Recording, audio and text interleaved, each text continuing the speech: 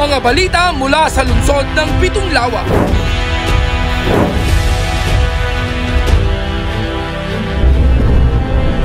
Mga pabatid mula sa alkalde sa mga tanggapan ng lokal na pamahalaan at pangnasyonal. Mula sa sangguniang panglungsod, isisiwalat at ilalathala. Abangan ang eksklusibo at eksplosibong mga ulat tuwing Sabado at Linggo, alas 6 ng gabi. Ito ang Balitang San Pablo! Narito na ang mga balita para sa linggong ito. Unang quarterly meeting ng City Disaster Risk Reduction and Management Council o CDRRMC isinagawa. Business Permit Registration and Renewal nakakolekta ng mahigit 20 milyong piso. Hepe ng LTO San Pablo Licensing Office nag-courtesy call kay Mayor Vicente B. Amante. BFP San Pablo gumisita sa tanggapan ni City Administrator Larry S. Amante.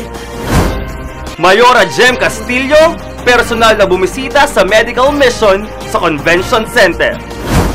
Magandang araw, lungsod ng San Pablo! Magandang araw, San Pableños! Para sa mga balita.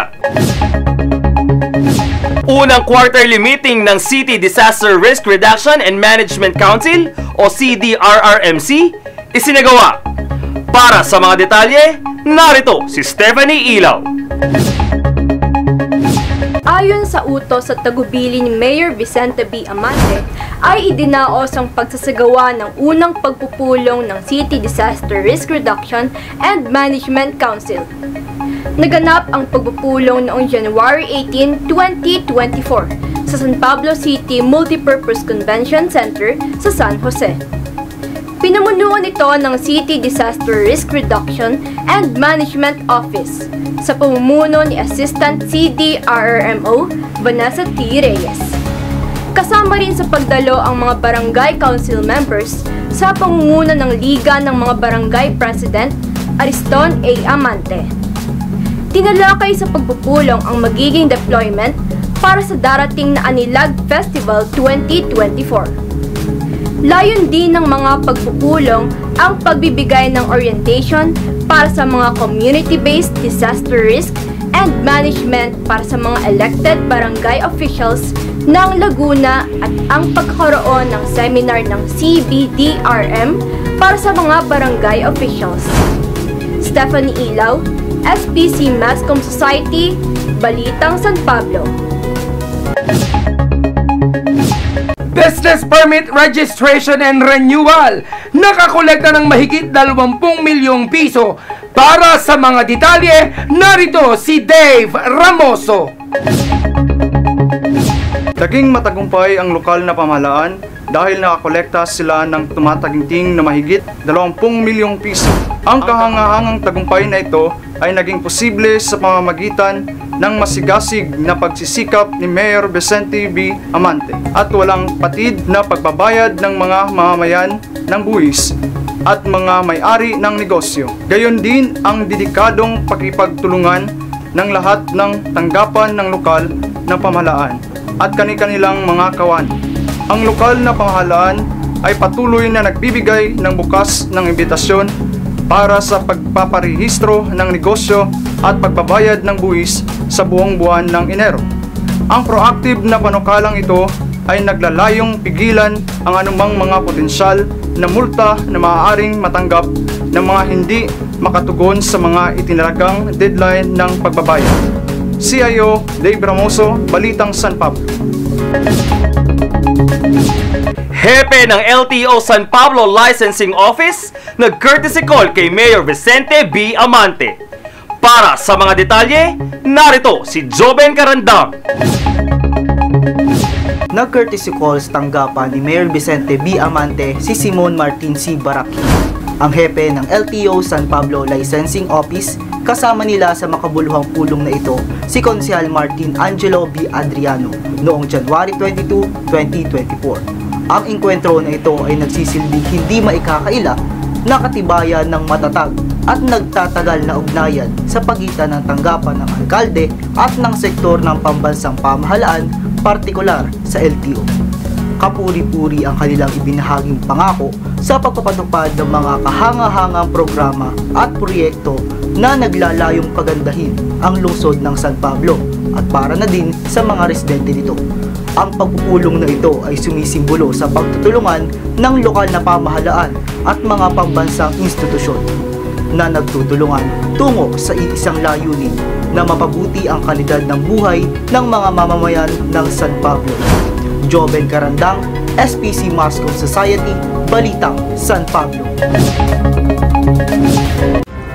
Balitang San Pablo would like to thank the following: DepEd San Pablo, Pamilihang Bayan ng San Pablo,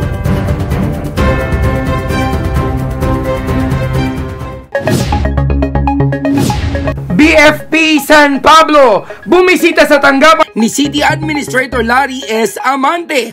Para sa mga detalye, narito si Dean Almanza.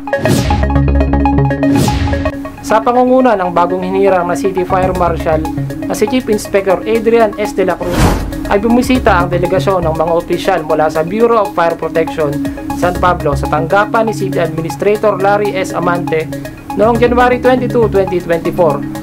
Layunin ng pagbisitang ito na palakasin at mapanatili ang magandang ugnayan ng lokal na pamahalaan sa pamumuno ni Mayor Vicente B. Amante at ang BFP San Pablo para sa pag-iwas sa sunog at kalamidad. Bukod sa mga opisyal ng BFP, kasama rin sa delegasyon ang iba't ibang punong barangay mula sa iba't ibang lugar ng lungsod, mga kinatawan mula sa socio-civic organizations at mga mamamayang nangangailangan ng tulong. CIO Dean Almanza, Balitang San Pablo. Mayora Jem Castillo, personal na bumisita sa medical mission sa Convention Center. Para sa mga detalye, narito si Carlo Velasco. Sa tagubilin ni Mayor Vicente B. Amante, ay personal na bumisita si Mayora Jem Castillo sa medical mission na inorganisa ng Glendale Korean Seventh-day Adventist Medical Mission Team at Shamyuk University noong January 22, 2024. Ito ay ginanap sa Convention Center kasama ang mga miyembro ng Soroptomis International San Pablo City, South Gems Chapter. Lumahok ang butihing Mayora upang ipakita ang kanyang suporta at pakikiisa sa organizer at kalahok ng nasabing event.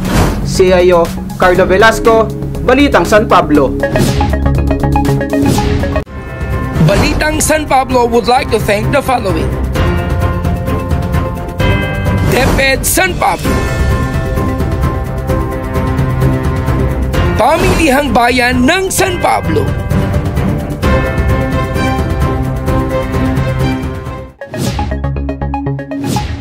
para sa karagdagang impormasyon ay i-follow kami sa aming Facebook page at City Information Office San Pablo o CIO San Pablo. Mag-subscribe din sa aming YouTube channel at CIO San Pablo. I-follow din kami sa @Mascom Society SPC o mag-subscribe sa aming YouTube channel at Mascom Society SPC.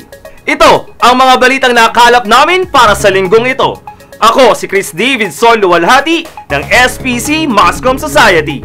At ako naman si Gali Galicia, ang inyong City Information Officer. Magandang gabi! Ito ang Balitang San Pablo!